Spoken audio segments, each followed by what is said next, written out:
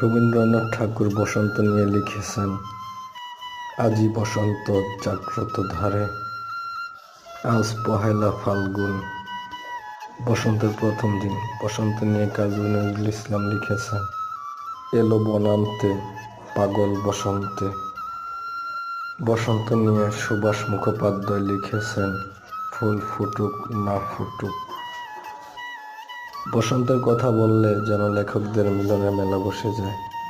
তাই তো কবি নির্মলেন্দু গুণ লিখেছেন, বসন্তের বন্দনা। বসন্তের মাঝেই যেন কবিরা তারা সব কিছু খুঁজে পায়।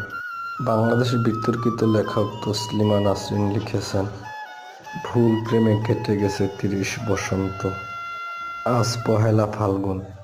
বসন্তের এই দিনে সবাইকে জানাই ফাল্গুনীয় শুভেচ্ছা ও বিশ্ব ভালোবাসা দিবসের শুভেচ্ছা। Happy Valentine's day.